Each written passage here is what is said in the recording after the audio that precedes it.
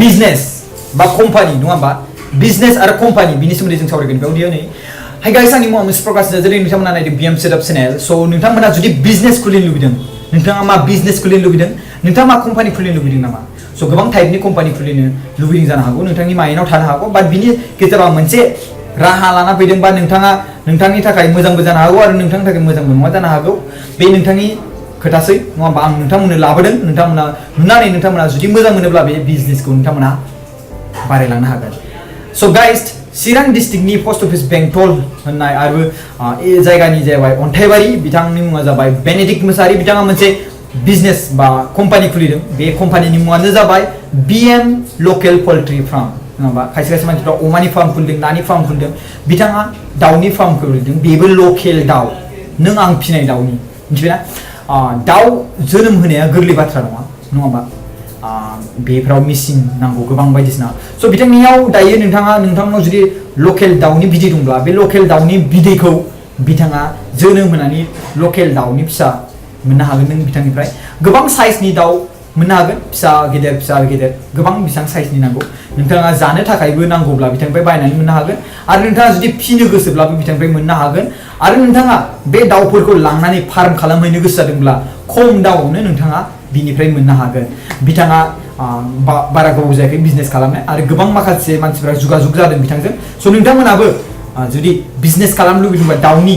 लकेल दाउनि farm समबा Benedict Mushahary सारजों contact खालामनो हागोन बिराद खम दामावनो नोंथांमोना बेजों रायलाय फुल डिटेल्सआव जुदि नोंनि लकेल दाउ बिदैखौ नोंथाङा जुदि फार्म खालामनानै दाउ फिसा खालामनो लुबैदोंब्लाबो बिथांनियाव नोंथाङा मेसिन मोनगोन नोंथांनाव जुदि नों बबेबा जायगायाव नों जुदि खामानि मावहैनानै फैसाफ्रा जमायना दंब्ला होमब्ला बे फैसाखौ नोंथाङा बे बिजनेस खालामनायाव बाहाय बिराद आंनि थाखाय बा बिराद मोजां जागोन आरो बाट बेमार आजार जानाय समावबो बेखौ रैखाथि होनो थाखाय मुलिनि फेसिलिटि बिथांनावनो मोनगोन आरो बिथाङानो फुरा जगाजग खालामजोबगोन फुरा बिथांनावनो एग्रिमेन्ट गासिबो डिटेल्स मोनजोबगोन नोंथाङा बिनिफ्राय कम्पानि लांनानै थांनो लुबैदोंब्ला नोंनि जायगायाव खुलिनो लुबैदोंब्ला लकेल दाउनि फार्म अब्ला बयलारखौ मानसिफ्रा जानायखौ बन्द खालामगोन आरो बिनि उनाव नोंनि लकेल दाउ बयबो लकेल दाउसो नागिरो आरो लकेल दाउनि दामाबो गोबां अब्ला नोंथांनाव बेनिफिट आरो प्रफिटबो थागोन आरो बयबो मानसिफ्रा बिजनेस खालामग्राफ्रा प्रफिटखौ नायो आरो बिनि गेजेराव नैबे बेनिडिक्ट मुसाहारी सारा बे भिडिअनि गेजेरजों बुंनो सानदों कि बिथाङा बर' हारिनि गासिबो जायगायाव थानाय मानसिफोरनो मोनसे आइडिया सोलोंदों बा आइडिया फोरोंदों माने बे आइडिया सोलोंना फैनानै आइडिया फोरोंदों माने बियो लकेल दाउनि फार्म खुलिनो बा नोंनि जायगायाव जुदि बयलार सोरबाबो जादोंबा बे बयलारखौ जानायखौ गारनानै बे लकेल दाउनि फार्म दंब्ला अब्ला नोंनिफ्राय लकेल दाउनि फार्मखौनो बे बयलारनि दामाव जि फानो बे दामावनो जुदि फानोब्ला होमब्ला लकेल दाउनि फार्मखौ बायनानै जागोन स' गाइस नोंथांमोननो आं भिडिअ स्क्रिनाव खोन्थादों आरो बेनो आरो नोंनो माखासे भिडिअ क्लिप्स एसे ससे इन्डिंआव देखायगोन नोंथांमोना जुदि लकेल दाउनि फार्म जुदि खुलिनो गोसो जादोंब्ला अब्ला बेनिडिक्ट मुसाहारी सार जों कल खालामनानै रायलाय स्क्रिनाव कन्टेक्ट नाम्बार होखादों आरो बिनि गेजेराव नोंथाङा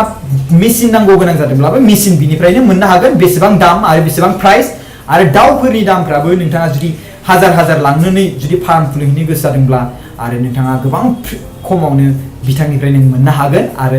मान्थलि डेइलि मोननो हागोन प्रडाक्सन खालामनानै बिथाङा हरगासिनो दं आरो नोंथांमोननोबो हरबाय थागोन स' बेखौनो नोंथांमोना बिजनेस खुलिनो लुबैदोंब्ला एसेल' आगान स्टेप बानायना होदो दाउ लकेल दाउनि फार्म स' अब्ला नोंथांनि बिजनेसाव जुदि मोजां सालायनो हायोब्ला अब्ला नोंथांनि बिजनेसाव आवगायलांगोन आरो बिजनेसाव लाब आरो नुकसाना थाखायो बेयाव नोंथांनि सालायनायनिसो खोथा नङा होमब्ला स' जुदि बयलार फार्म खुलिनायाव जुदि नुकसान मोनदोंब्ला अब्ला जों माने बयलारखौ दासिमबो जानो मोनबाय थादों नङा होमबा स' बेयाव लाब आरो नुकसान थाखायो नोंथांनि सालायनायनि सायावसो नङा होमबा स' बेखौनो आसा खालामो नोंथांमोना सोरबा मदद मोनगोन बा बिजनेस खुलिनानै एसे रां खामायनो हागोन होननानै आं बेखौ मिजिं थिनानै बे भिडिअखौ नोंथांमोननो होनाय जाबाय स' नोंथांमोना जुदि मोजां मोनदोंब्ला शेयार खालाम भिडिअखौ आरो बयनोबो खोन्थाना हो कि ओरैबायदि फार्म खुलिदों आरो ओरैबायदि मेसिन मोनगोन नोंनि न'नि लकेल दाउनि बिदैखौनो फिसा खालामनो हानायाव थाबैनो आरो बे फिसाखौ नोंथाङा थाब फेदेरनो हानाय केपेसिटि गोबां आइडिया दङ स' बेखौ नोंथांमोना बेनिडिक्ट मुसाहारी सारजों कल खालामनानै सोलोंनो हागोन आरो ट्रेनिं लानो हागोन बिथाङाबो गुबुन दाबसे जायगानिफ्राय ट्रेनिं लानानै दा बिजनेस स्टार्ट खालामदों आरो कम्पानि मुङा जाबाय बिएम लकेल पोल्ट्री फार्म स' थेंक इउ गाइस शेयार खालामना हो आरो गुबुनफ्राबो जाहाथे मदद मोनो आरो नोंथांमोना लकेल दाउनि दाउनि बर' हारिनि गेजेराव मोननो हायो आरो बर' हारिफोरा बिजनेस खालामनानै फुरा आसामाव गोसारजोबनो हायो। So thank you guys. Bye bye.